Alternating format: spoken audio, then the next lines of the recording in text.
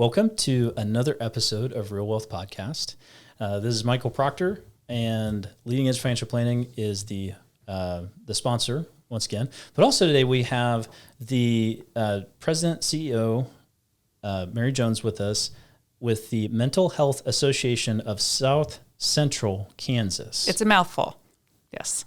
A little bit. But if I can read it, I get through it just fine. So, because I was called it MHA. Yeah, and that's what we want everyone to just know, MHA. Right. Yeah. Yeah. And so anyways, Mary has been with MHA for 29 years. Unbelievable, I know. It is unbelievable. So if you're listening to it, you don't probably know what I'm thinking right now, because it doesn't look like Mary could have held a job for 29 years. Yes. Like, it's just, so she started when she was 11. 9. 9. Yes. And she's been there ever since. Mm-hmm. And now she runs the entire show. She's had the privilege of being able to develop the organization into what it is today. Mm-hmm. I'm learning more about what so here's what I started with is I knew that they provided mental health services. They advocate for mental health. They raise awareness. And there's a whole lot that I didn't know about. And we're going to talk about that today, because if I don't know about it, and I bet there's other people out there that don't know about it. So I'd love to raise awareness around that on the podcast, but also talk through in a similar format of our other podcasts of what does living the best life possible look like with the time that we have left. And also we're here to help people make wise financial decisions. And one of the most impactful wise financial decisions is where you invest. Mm-hmm. And it's invest in your marriage, invest in your relationships, and invest in your mental health. So welcome on, Miss Mary Jones. Thank you. Glad to be here. And now you're running the show in some other areas as well. Yes. What are your other prominent titles that I cannot remember off the top of my head? It is fine. Yeah, I do a few things in addition to working with the Mental Health Association. I'm president of the Kansas Mental Health Coalition, which is a statewide group of mental health advocates. So I'm really proud of that. I'm also chair of the Behavioral Sciences Regulatory Board, which is the group that oversees all the licensed mental health practitioners in the state. Wow. Yeah. Okay. A little bit of, just some things on the side. So if you're a mental health professional, you're a good person to know. Yeah, I might know a few things. Right. You're also what's called a licensed clinical marriage and family therapist. Yes. LCMFT. Yes. And a licensed clinical addiction counselor. Okay. I didn't know that. Threw something else at you. Yeah. All right. So you're going to just be breaking me down the whole meeting. It's going to be awesome. I don't know if you've experienced this with anybody, but just feeling like totally stripped bare in front of somebody is not in necessarily a bad way, but you're like, wow, I don't even know what to do here, because I just get the sense of like whatever I am, I'm just being seen straight through. Because hey, there's a lot of telling stuff that, give enough data, you can read into things. Well, I think people sometimes think that about me, that like I'm always analyzing them, or I've had people say I look right, through them. That's just blue eyes. That's all that is. I'm not really trying to analyze everyone. I just really like to see the humanness in everyone. Gotcha. All right. Well, I'm a human. Yes. And you're a so you human. count. Yep. We're here. Here we go. Let's do this. So thank you for taking time out of your busy and very important role at MHA, with other words behind it, and joining us to talk a little bit about Mental Health Association of South Central Kansas and what you guys do. So would you mind taking a moment and listing off the ways that you work in the community? Yeah, I think a lot of people don't understand the depth and breadth of what MHA offers. So we look at ourselves from everything from prevention services through clinical services, and we do that across the entire lifespan. So your podcast is of real interest to me, because living your best life has to do with that across your lifespan, no matter what age you are. Our prevention services really focus on children and how to see and identify mental health early. Positive or negative. How do we develop a language for emotional intelligence? How can they talk with their families and teachers? We do a lot of that work in classroom settings.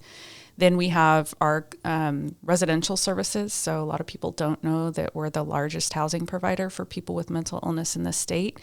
And that looks really different. It looks everything from crisis housing to transitional housing to permanent supportive housing. So we create housing places that are affordable, that people with mental illness can enjoy and live in a really safe, affordable environment. We also have our aging services. So through the lifespan, people need to be able to live healthy, and we want to maintain people in their houses as long as they can and want to be there. So we provide volunteer services to help seniors stay in their homes, and those volunteer hours are provided by other seniors. So as people age, they can stay engaged and active by helping others who maybe can't be at the same physical health or mental health as they are. And then our clinical services, which is what people think of when they think about mental health services. They think about medication, therapy, substance treatment, and we do all of that as well. Wow.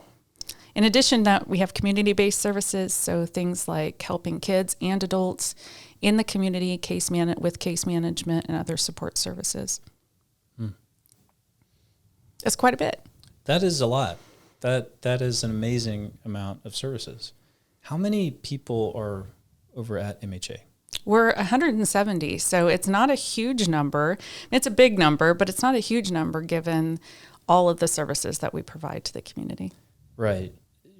Sounds like you probably still stretched very thin. We are. We're always, I don't think workforce issues are new to anybody right now, and we're not any different than that. And if anyone's looking for a job, we'd love to talk to you. But we have a variety of ways people can plug in, and not everybody has to be a therapist to work there. There's all ranges of employees that we have. Wow. So you got 170. You're providing all these services to the community. How are you guys funded? We have a really complex and different funding. So some of our services are what we call fee for service, so Medicaid or other insurance services. We also have grant funding and foundation funding, and a lot of that also is then donations and private contributions. We rely heavily on the fact that the charitable nature of people in our community. Right. So you got your gala coming up. Yes. And it's sold out. It is sold out. Yeah. Okay, It's sold out. Let me back that up. It is. This is an evergreen podcast. I'm sure someone's going to listen to it when it's not sold out. So it might not, go buy a ticket. Right. Go buy a ticket. Yeah. Go buy a ticket. We would love to have you there. It's a great event, and we've got Charlie Moon as our auctioneer, and we do some amazing offerings in that. But more importantly, there's a central focus on how everybody can impact the mental health of themselves and the community. Mm-hmm. And what are the other? So we were driving in this morning. Mm-hmm. I was driving my kids to the Y. Yeah. They do the Camp Hyde deal, which is really cool. Which is a great place. I did not have that experience as a kid, mm-hmm. but they're out on an adventure every day of the week. Yeah. It's amazing. And we're downtown, and there's this guy, and mm-hmm. he's on the street corner, and he's having a conversation. Yeah. Of an emotional conversation with nobody. Mm-hmm. And Ellie's like, who's he talking to? Yeah. Ellie's 7. And I was like, well, not everybody has the same level of mental health. Mm-hmm. And I said, some people are sick, in different ways. And some people have a really hard time functioning in society. And sometimes they get care, sometimes they don't. Mm-hmm. When they have that hard of a time, building relationships, then sometimes they wind up homeless. And it was a very short conversation, but yeah, it's like, hey, this problem is in our community. Mm-hmm. It's pervasive of just mental health. Now there's obviously levels of that. I have to invest in my own mental health. Yes. As I'm sure you may as well. Mm-hmm. But as far as that goes, I lost my train of thought. That's okay. I'll fill in, because I think where you're headed is, people see the picture of the person on the street corner, particularly in downtown. We know mm-hmm. that there's a high homeless population, and over 70% of those folks have a serious psychiatric illness and or a co-occurring substance use disorder. So I think when people think about mental illness, that's the picture they have in mind. Yeah. They have that image of someone who is not treated and is not living effectively.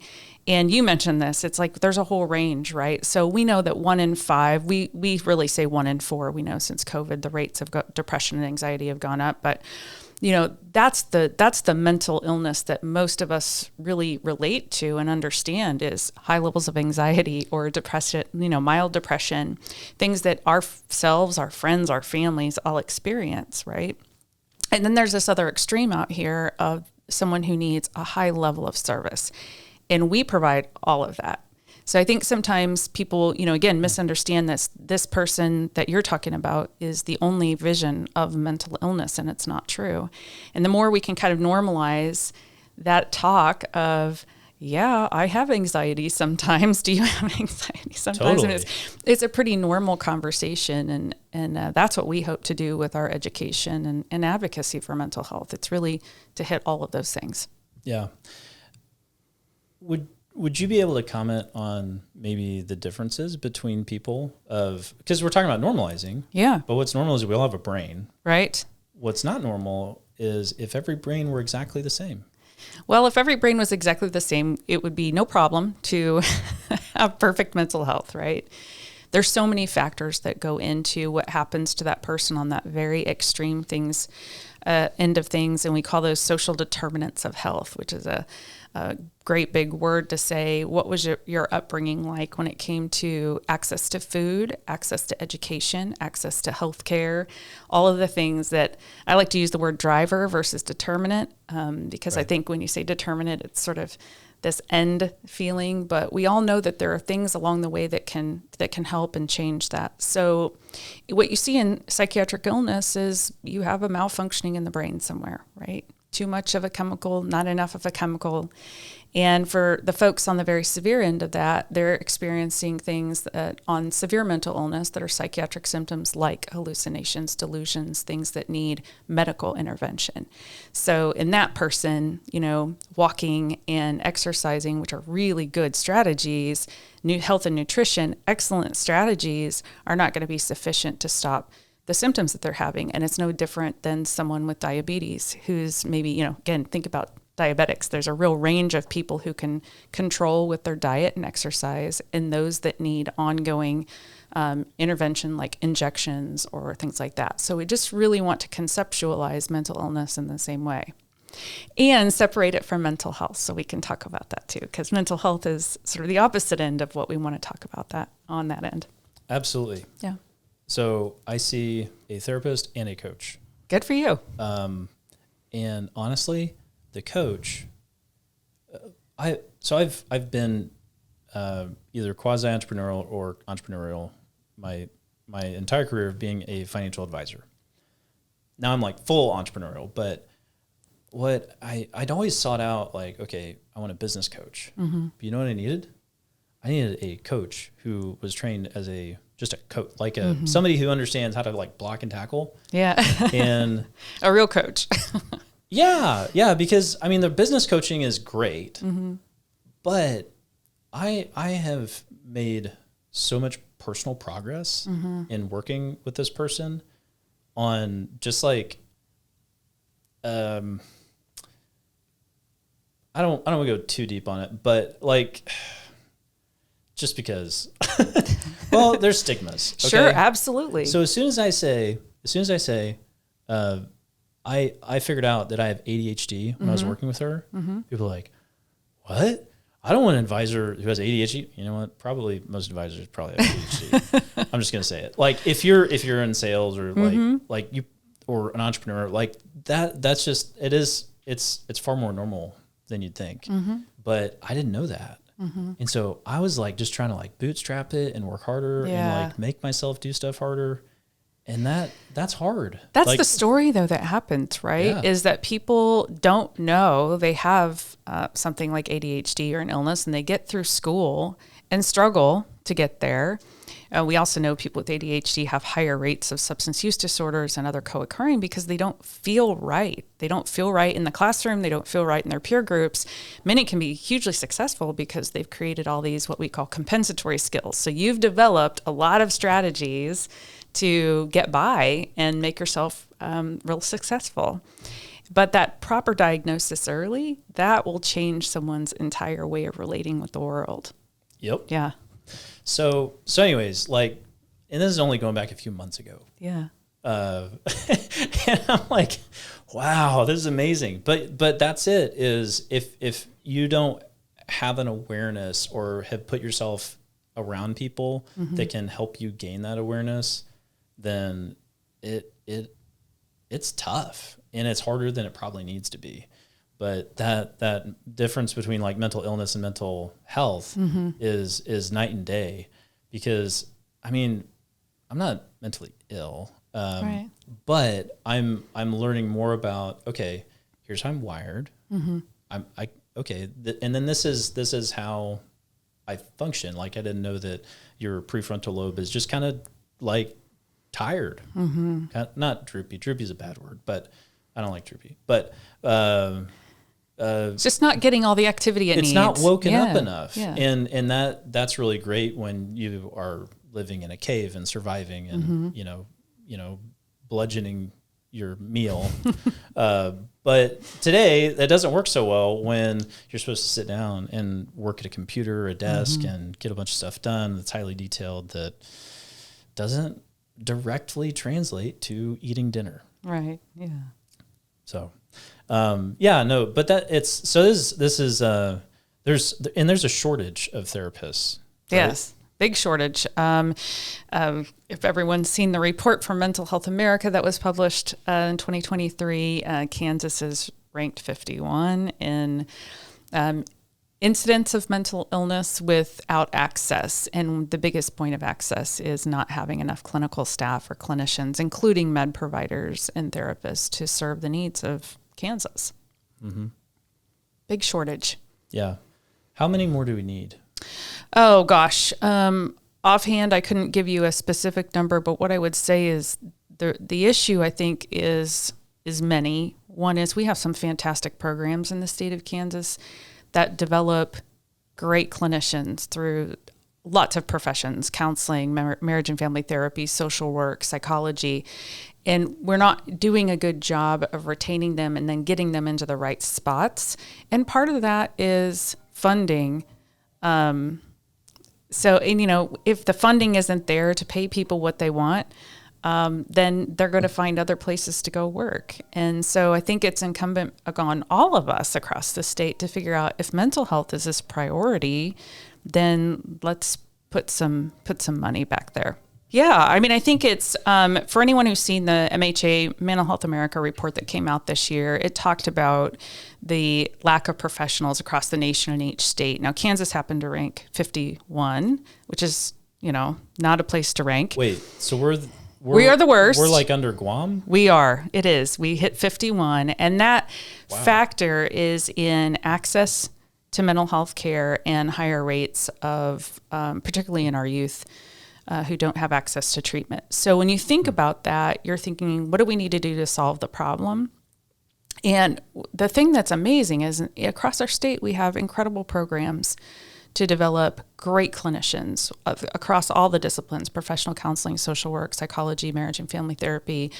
But we're not getting those folks to work in the highest needs of mental health, which is really the community mental health. That's where people are needed so that we can really hit people early with prevention and early intervention strategies, and then also work with the highest needs folks. Gotcha. What's it going to take to do that? I think a concerted effort. There's not one single answer. I think that's people sometimes get disheartened with my grayness because there's no black and white answer to this particular issue. It has to do with all sorts of things. It has to do with education, early education. We don't really talk about mental health as a career track for our kids. If you think about in high schools now, they have programs where people can start nursing. They have programs where people can start STEM. But we're not talking about careers in mental health, so that's a strategy. We need reimbursement rates from the insurance side to actually match what's an equitable wage for someone. Yeah, right. And that's a really complex issue. I think about like our psychiatrists, they're medical doctors, very needed expertise when you're treating with severe mental illness. And they don't even have the same type of payment parity as a doctor on the medical side. Right. And yet they're doing this specialized expertise service. So that's an example. Yeah, I mean, it takes how many years of schooling to become? Well, there'll be 8, yeah. And then depending on what they decide to do in terms of other fellowships or rotations. So an average pay is like 100 and something? Yeah. In context, an MD would be double that? Yes, absolutely. Okay. Yeah. Right. Yeah, so we're asking, your very broad brush of an industry of mental health to shoulder the needs of the community, financially speaking. Right. Because reimbursement rates stink. Yeah, they stink.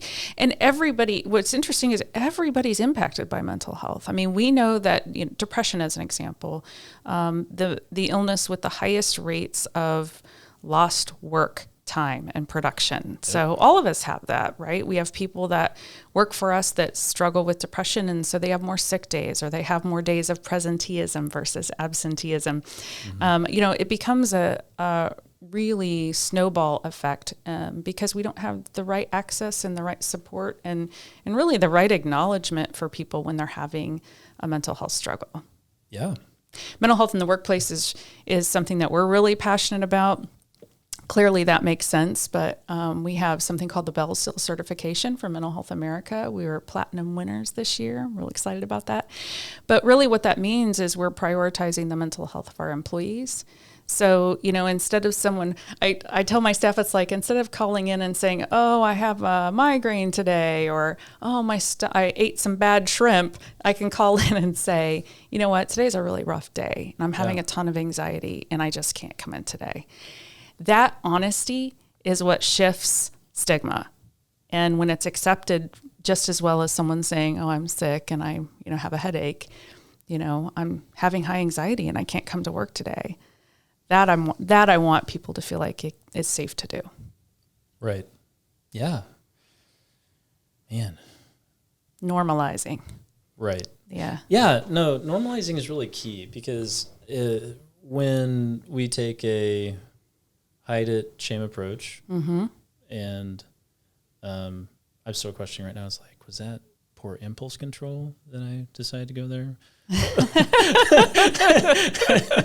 See, don't analyze it. Just go with it. or you're getting to something. Yeah. Or it's like, hey, this is the normalizing of like, it is. We're all people with our own brains, and we got to get comfortable with that, because otherwise it's like, okay, I think the stigma is really, I think, kind of another word for just shame in general, right? When it applies to this. And it's like, we don't have to be shameful for how we're wired or how we're made. And there's very good reasons that we wound up the way that we are, yes, or we've grown the way that we are. And if we aren't going to have the space to look at that and really think through that and figure out, hey, is there healing here that needs to happen?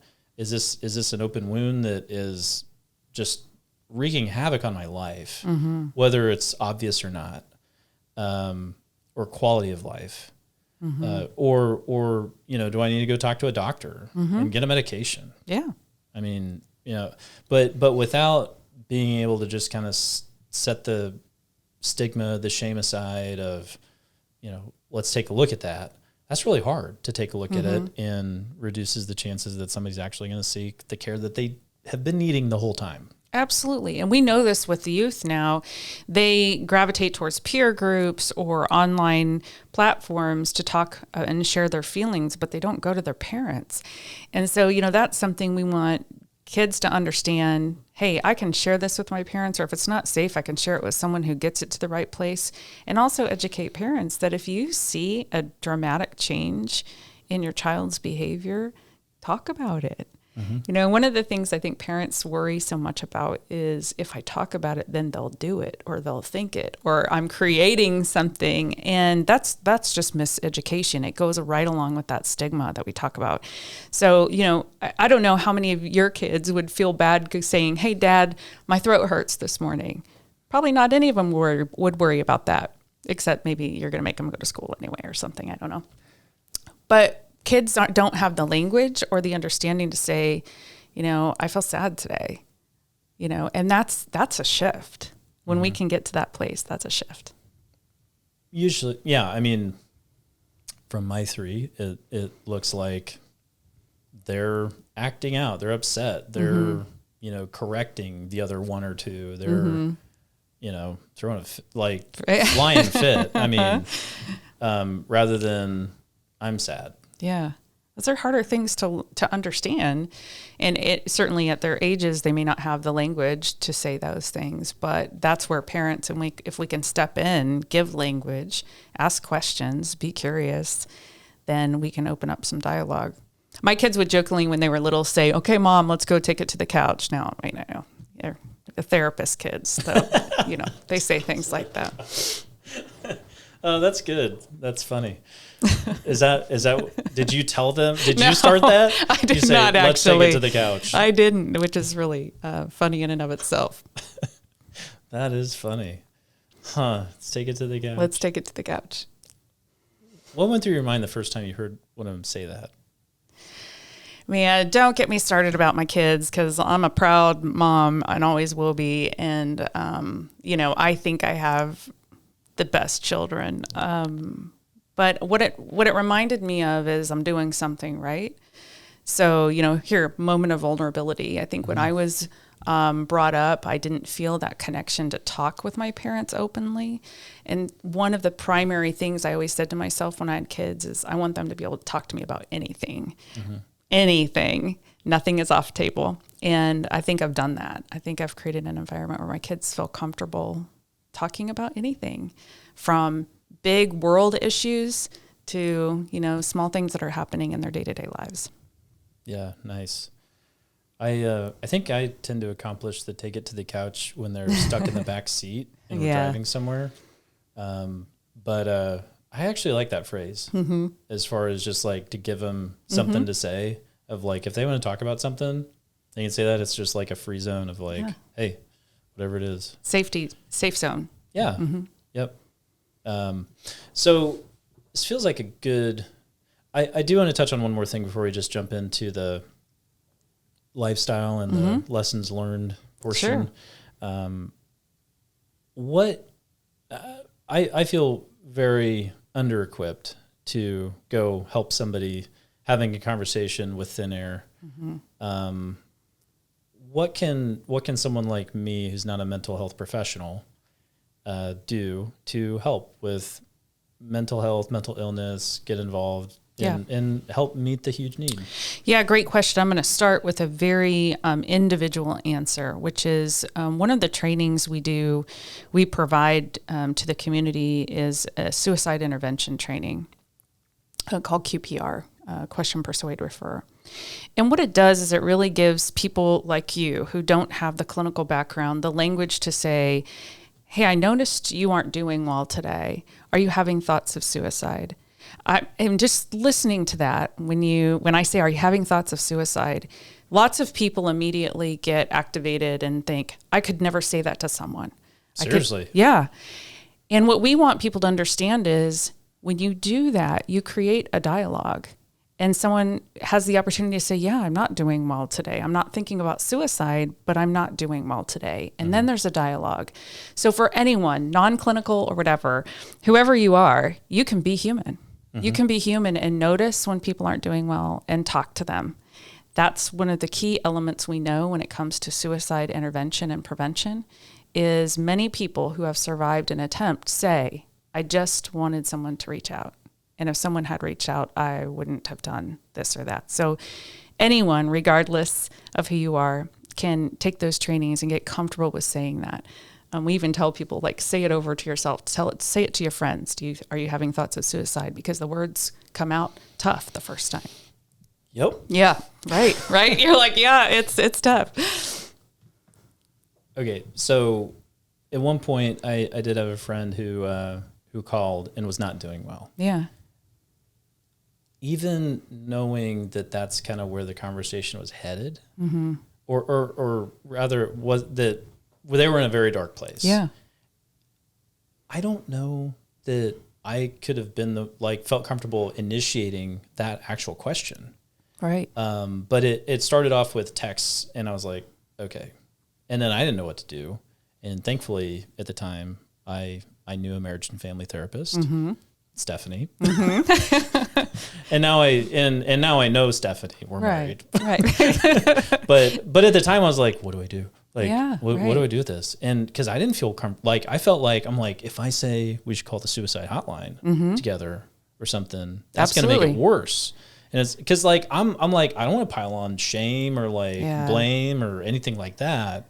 But that's what wound up happening. And they got help and still a tough situation. There makes perfect sense why that person was not in a good place. That person doesn't have the support they need. They don't have the network. They don't have the resources. Anyways, it's a tough situation. But that was really tough for me to do that, even though that was the right thing to do, and that all worked out well. But man, it's like, I don't think most people are probably comfortable asking that point of a question or bringing that up if they see somebody's like really down. Yeah, that's exactly why we want people to get comfortable with it. When I hear that story you just shared, I think about how difficult it was for your friend to reach out to in the first place and say, I'm not doing well. And then for you to recognize this is darker than you were expecting, and the exact right thing happened, because now we have 988 hotline. People can call or text on that national hotline, and they'll be connected to local resources, not national resources. But it's a way to say, there's an out for this that isn't suicide. There is help. And again, what we know about the research around that, when people are feeling that way, they're waiting for that kind of one thing that'll say, okay, I have a life worth living. And we want people to feel equipped to recognize that and say, I can help you. You may not know what to do, A, B, C, D, but you knew enough to, okay, let's get on the hotline together. And that's incredible. That's what saves lives. Yeah. And anyways, and actually, I'll probably go check back in actually now that I think about it. But so how can people get involved? Yeah. So that was my spiel for how people can help anybody. Okay. In our organization, there's lots of ways people can get involved. You can volunteer time, you can volunteer resources, you can volunteer expertise. We have a lot of people, board members, advisory members, who just lend maybe their financial expertise to our organization. Or one of our programs is a volunteer program with kids at school over their lunchtime. And a lot of people like that. It's called Lunch Buddies, where they can be matched with a student and they go eat lunch with them. And a lot of our kids don't have those proper mentors in their lives, or people who can really be that solid place to look up to. And so that's a really neat way to get involved. But I always say there's 100 ways for people to get involved. It's like, where did your talent want to plug in? And there'll be an opportunity to get you doing something with our organization. So one of the reasons the MHA has a special place in my heart is because growing up, I didn't have a lot of fears. I was pretty fearless, young and dumb, and did things. On the outside, I looked like a nice, responsible kid. I still did. I had 3 brothers. And I guess I can say this now, but we had too much time between when school got out and when our parents got home to do whatever we did, wreak havoc, and then, get all put back together. Yes. That's not story time for that. But my so there's a lot of stuff I had no fear about that I should have had greater fears about. But one of the things I was afraid of is, I know we don't use the word crazy, but I was afraid of going crazy because I think it's like 1% of men by like the age of 26 have severe mental illness. That was my greatest fear, being a prisoner to my own body. So yeah, no, I'm like, whatever, I hope people get involved. Yeah, and to your point, most major mental illnesses develop by the age of 14, and so we can definitely see why early screening and having more school-based services and intervention programs are important, because the earlier you intervene, the better outcome you have. That's just facts. Yeah, and is that statistic in the ballpark at all? Yeah, for severe psychiatric illness, yes. Okay. It's a really small part of the population that have major psychiatric illness like schizophrenia or schizoaffective disorder. But the sneaky part was all the other stuff where mental health was subpar. Mm-hmm. And I didn't realize it because it was normal to me. Yeah. And I think, so anyways, my encouragement for living the best life possible, at least from my side of the table, is go spend serious time, multiple sessions with a therapist, just for the heck of it. Mm-hmm. You know, not because you think you need to. Go do that. Yeah, find ways in which you're not tapping into all your resources that you have available, or just understanding yourself better. You know, some people use therapy to determine like, what are the real desires I have? What are the wants I have out of life? What are the things that I'm lacking that I really want to explore? And therapy is really good for that. Mm-hmm. Now, I'm not a therapist, but what I have found is talking about behavioral finance and what is connected to money is behavior. Mm-hmm. And if I don't, address behavior with clients, then I could be, there's a lot of turn of phrases, but wasting, like spinning my wheels. Mm-hmm. And maybe they are too, but like there's a lot, the behavioral finance is really key on like getting clear on what's important to us and getting down to like, what do we really care about? And aligning what we're doing with our finances, with our life, with our time. What are we sowing into, and what do we expect to reap from that? And is that what we want to get? But so but also just the mental health is very entwined with finances as well. Well, think about it. I mean, what you're saying is how I choose to spend my money. It can be driven by the status of my health, right? Mm-hmm. And that's mental health or physical health. Absolutely. So if you think about that interplay, that makes perfect sense. And when I have clients who say they have money issues, I look at them and say, it's likely not a money issue, at least not in the way you think, right? Sure. And that's part of making good choices. There's real financial hardships, and I won't ever discount that for someone, but a lot of times it's where you choose to put your efforts and the decisions you're making, and whether or not, like you said, they're supporting those goals that you have in mind. Yep.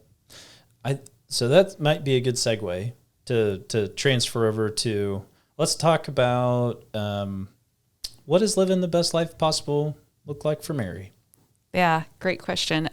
Family is really key to me.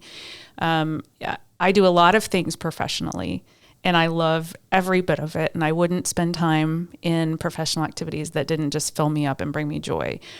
But for people who know me, they're going to hear the term boundaries and know that Mary said that, because it's a really important term to me. When I'm with my family, I am 100% with my family. Mm-hmm. When I'm at work, I am at work. And I think that's an effective strategy for me to make sure that, when I walk in the door and I talk to my kids and I talk to my husband, that's the best part of my day.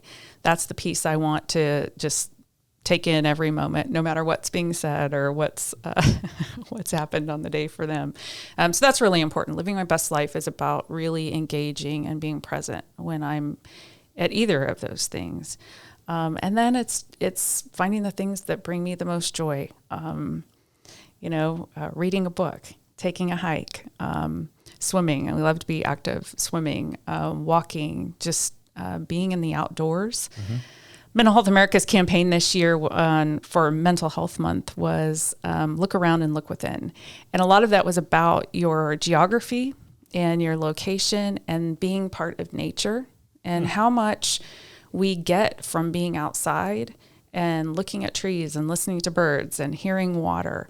And when we engage our senses in they can really have a physical response to how our stress and anxiety is responding. Right. So I need more green stuff around the office. You need more green stuff. You have kind of green carpet. I don't know if that works. I don't think that. It's not the same. I don't know if that counts, but I do need more green stuff.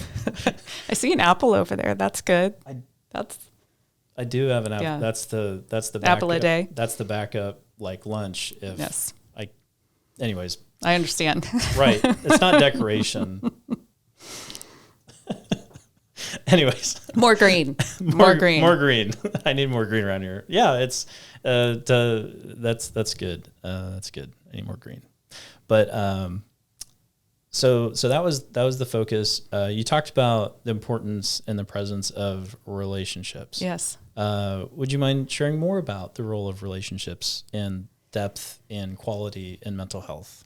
Yeah, in mental health in particular, or how it impacts our mental health? How it impacts our mental health? Yeah, I mean, I think, for anyone, whether or not it's a romantic relationship or a friendship, having a deep connection with someone is really critical to how you function in the world. And, for me, my best friend is my husband, and we have, I think, a very deep relationship. We've been married almost 23 years, and, we're kind of each other's rock. And being able to have that place where you can share all the vulnerabilities and then celebrate all the joys. And for us, that relationship looks like a lot of humor. We're kind of humor-driven people, but still able to be serious when we need to. I think that's paramount to people. So a friendship, a connection with someone, a trusted person, that's just, we know a lot in research now about the impacts of isolation. Yep. And the lack of connectedness. And even though in the world we look like we're so connected through social media, we are lonely. And hey, speaking of connection, your innermost circle of Yes. connections. I'm going to leave my phone outside. I'm sorry. No, that's great. He's in the room with us. He's in the room with us. This will be my son, because my husband set our rings so they can break through a do not disturb, which is a good thing often, but when you're on a podcast, it can be disrupting. That's okay. It's a human. It's a human. And another human. Yes. And there's another human now. Mm-hmm. He's on the podcast. Yeah. You'd be like, you're on a podcast. He would love that, actually. He would love to be on a podcast. Then you can go listen to it and see where it is. Yeah. Right? Mm-hmm. But yeah, the damage that we do to ourselves when we isolate, and it may not be intentionally, but when we don't have margin built into our life, we're working our butts off and running around all the activities. I think back to when, this was about 2010. I was talking with a guy named Vinny Gervais, and he's not licensed anything psychologically, but he's very gifted when it comes to understanding what makes I was going to say makes people tick, but really are the basics, the foundations of our personality and how that interplays with other people. But really, I was like, I have a lot of friends. And I think now that I've grown emotionally since then, I would tell someone I have like this many friends, Right. like close friends, and really close. So there's a big difference. I've noticed a big difference for myself in having those quality relationships with frequency of real interaction, vulnerable interaction. And if you don't have a friend that you're really vulnerable with and just able to be yourself and have a conversation about, what's important to each other and dissect it and ask questions and encourage and build up each other, and you're missing out. Yeah. You need that genuineness with someone. That's what the deep connection is, what makes people really understand themselves better and be healthier. Yeah. Yeah. Kurt Thompson, it's like, it doesn't, okay, now I'm really going off the rails. Go for it. The relational communities that works that he's done, it's like he's intentionally picking out people that don't know each other, that have no connection, as best as they can filter it, which is hard to do right in any city. I mean, for example, I was out on the golf course at the 17th hole, and I ran into Eric, and I was like, hey, I'd love to interview the head of MHA and have her on a podcast. And then you have a connection with my wife. Right. He said, Small world. And I was like, so this one thing, and you're like, oh my gosh, I just like connected those. It took me a minute, but I got it. But it's hard to separate those out. But okay, so he does as best as he can, period, to keep people to get people that aren't connected. And the working out of that in the room is revealing to the people themselves of like, this is the real work of like the really inner thoughts, and like, it's crazy. It's such a cool thing that he's done. But even doing that, it's like, you can't keep relationship out of the room. No, it's crazy. Once you are connected with someone, you are in, if I were teaching, I'd say you're in the system with that person. You can't not be part of their world. Right. And, as I approach what I do in my life and who I spend time with, from students to staff to my colleagues to my friends, it's understanding the importance of that I want to have a connection with someone regardless of what that looks like or how time limited it is. I want it to be genuine. Mm-hmm. Yeah. So, man, this is like, I need to shut up. So, it's your show. Well, you're the guest. So let's, I was going to talk about lie to me, because I didn't used to speak the language of body language. Mm-hmm. And you ever watched the show Lie to Me? I haven't. Oh my gosh, you have to watch it. Yeah. I Okay. haven't watched it. So it'll be on my to-do list. Go find it. It's probably streaming on like Hulu or something, but go find it. Okay. Watch the first 5 minutes and then decide. Okay. You'll probably be hooked, but okay. It was amazing. Changed my life. Always like new shows. Yep. Okay. So relationships, that's the primary. And then, well, I don't necessarily say secondary, but okay. Secondarily, being outside, outdoors, connected. Mm-hmm. And that does it for you. Those two things. And sleep. I have to tell you, I'm a person that needs sleep, requires sleep. People don't get enough sleep and they don't prioritize sleep. And it's really critical because that's how your brain heals. It's where you get your recovery for the day.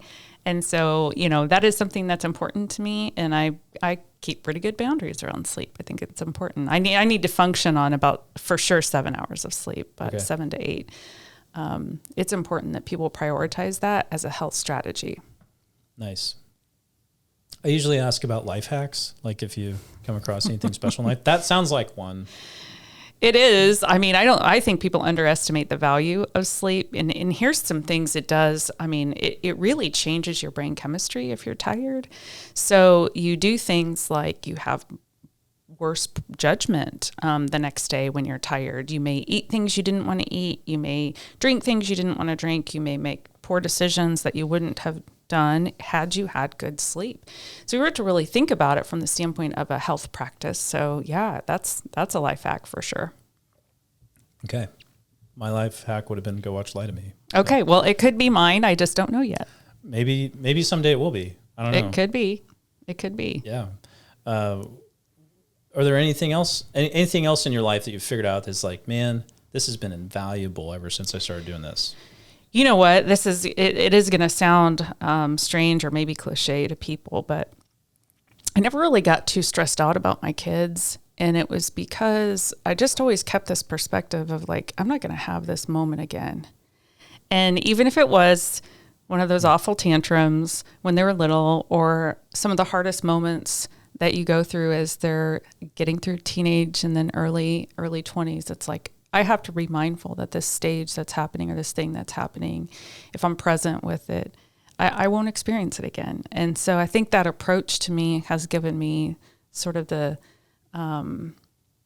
just the insight of really appreciating whatever it is that we're in at the moment. And I think that's a hard practice for people, but I try my best. Ironically, it sounds like you actually kind of remove yourself from the situation of whatever breakdown might be occurring. And sometimes they are. Just enough to like get your bearings and like, yeah. Okay. Yeah. From a silly standpoint, I think about parents who maybe stress out that their kids have worn the same outfit for, 3 weeks or something like that. And I'm like, kids have very little opportunity for control. So who does it matter to if someone's wearing the same, pair of pants for 3 weeks? Yeah, and then your own kid gets reported. That's right. It's personal choice. No, I'm being a little bit flippant and silly about that, but it's like things that we stress ourselves out about are so unnecessary in the grand scheme of life, right? And that's what we're here to do. We're here to enjoy the ride that we're on. For me, it's engaging with the world around me and, being the best I can be at what I think my talents are. Okay. So you have 3 kids. You've managed to navigate the gauntlet of all that comes with that. Yeah. And not an expert, by the way, just a parent. Well, look, if your kids grow up pretty flawlessly, then you're supposed to write a book about how you did it. That's what my husband says. I'm supposed to write a book. Okay, that's a high compliment. But what would be practical advice for parents that have kids that have all the world of opportunities of activities to do with multiple kids, mind you, every season of the year? What do you have any comments on that? Yeah, the word boundaries is going to come back up for me again. Again, people who know me will be laughing at that if they're listening to this. We have a drive to be part of everything.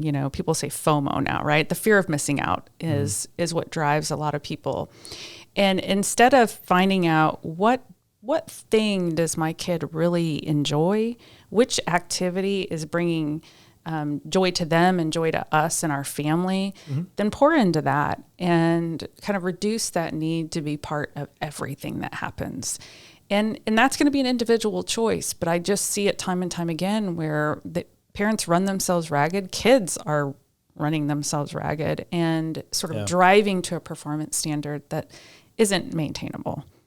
And there'll be crash and burns. And so we don't want people to do that. We want people to enjoy the activities that they want to engage in so they have good memories and their positive experiences. What does rest look like as a family? We can be pretty chill. So in our family, it is people get their alone time as much as together time. We like time away, like in hiking in the mountains, spending that kind of time together. Every family has, their own unique rhythm. And I think sometimes we don't allow space for each person to have a rhythm while the whole group has a rhythm too. And so find where in your family or whoever's family and whoever's listening, what does that rhythm look like? And can we allow space for people to be individuals while still owning us together as a group that belongs together? Nice. Okay. So rhythm together. Rhythm together. All right. Yeah. Like and allow space. Allow space, right? And people have their alone time. Yes. Even mom and dad. Even mom and dad. Yes. Mom and dad as a system, and then each partner by themselves, because everybody needs some downtime. Absolutely. Or it happens in the context of everybody else. Yes. Then they go down. Right. The crash burn, as you said. Yeah. Let's see. So, what would be valuable wisdom that you would impart onto people working on living the best life possible with the time we have left, whether it relates to finances or not, or financial decision making? I of course wouldn't ask you how you and your husband navigate financial decision making, but if you had any wisdom or advice on what works well, I'm just going to throw out an example. This is not me. Okay. All right. A major purchase. One spouse wants it, the other one doesn't, and I'm saying several $1,000s. Yeah. Okay. What would that look like to navigate a decision like that? Well, again, I think it's about compromise and talking and finding out what the value is beyond the dollar to that purchase. I think a lot of us live our lives around how much something costs, or, what the bank account number is saying. And I think sometimes we undervalue, well, this big purchase is not just about finances. It's about a value or an aspiration or something I've always wanted to do, have, etc. Yeah. And we don't take the time to have those conversations. It's just like, it's $1 and it's not $1. My wisdom on it is life is really short. You know, the older you get, you recognize life is short. We have a small amount of time here in the grand scheme of things. So find joy in that. For people who don't like their jobs, find a job you love. If, you know, you're unsatisfied with where you're living, find another place to live. And I'm not saying this like it's simple, but it's we don't sometimes take all the control that we actually have to make big changes in our life. And I recognize that really small changes make big changes. So, yep. Yeah. Cause sometimes that big ticket item, is kind of the obvious and apparent and in your face way to satisfy that need or desire that maybe is not fully clarified. And when I heard you say that, I heard curiosity of your spouse and really coming together. And also, how can we lay down for our spouse our own stuff and say, okay, I want to meet you where you're at. And maybe I suspect that that's not the thing. Yeah, it's not the thing. It's usually not the thing. Yeah. But like, yeah. And that's what I think is yeah. But that curiosity, that talking is so key. And, yeah, but that plays into so much being healthy as a couple. Yes. And, 70% of divorces boil down to, well, okay, I think it's a misnomer. Right. You know, I'm I was with gonna say you. on Yeah, that. I'm with you on this. But it's financially connected. Yes. But certainly. But the finances, I think, are where a lot of the emotional stuff can play out in a more in your face way. Yeah, I agree. And I'm not a person that says your financial picture with your partner has to look in an exact same way. You know, we set up something in our system, in our household early on that works really great for us. And, that's how we've operated since then. But I don't think people have those conversations either. And so we just have this idea of, well, we're married, so it's ours, and don't really have any conversations about what are our goals? What are our values? How do we want our life to look? It's interesting because, like, getting married, you become one. But to the level that somebody doesn't feel safe or isn't willing to become one, that's where it stops. Right. And it takes both. So, yeah, even in finances, mental health, whatever that is, it's helpful to be curious about your spouse, right? It is. Yeah. It is. And helpful to be vulnerable when it is safe, right? And vulnerable when it is safe. Safe, secure, seen, and soothed. Right? Yeah. Well, good. Mary, does MHA have a podcast or anything like that? We don't, but this is giving me all sorts of ideas. I don't know. Yeah. Yeah. You can go like ask You can people. you can find a lot of our stuff on YouTube, though. We do have a YouTube channel, and Okay. We're on all the social media stuff.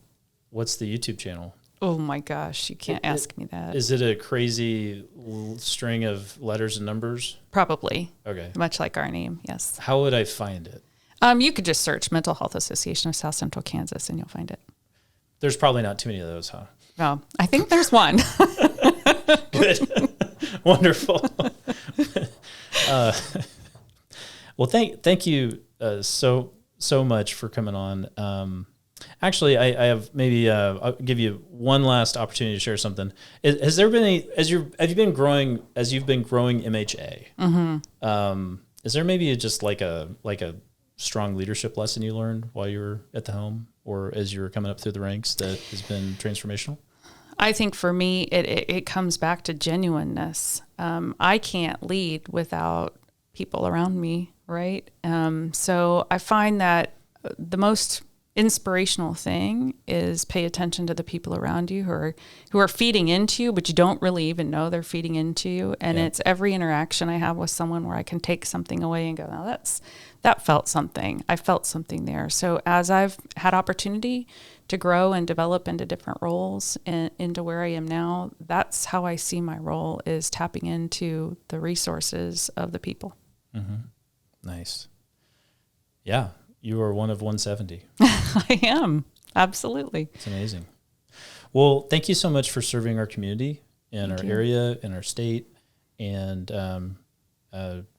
sharing some of your time today. Mm-hmm. And hopefully we can multiply this out there and sow a little bit for you, and Great. You can reap some help from the community. Thanks. That's awesome. Thank you for having us. All right. Well, Mary, invaluable. Thank you. And go buy some tickets. Yes. To the gala. Yes. Over at Mark Arts. Yes. If, or wherever it is. It is Mark Arts. In years moving forward beyond 2023. It may have to. So this will sign us off. This has been the Real Wealth Podcast. So we are here to help live the best life possible the time you have left, make wise financial decisions, and is sponsored by Leading Edge Financial Planning.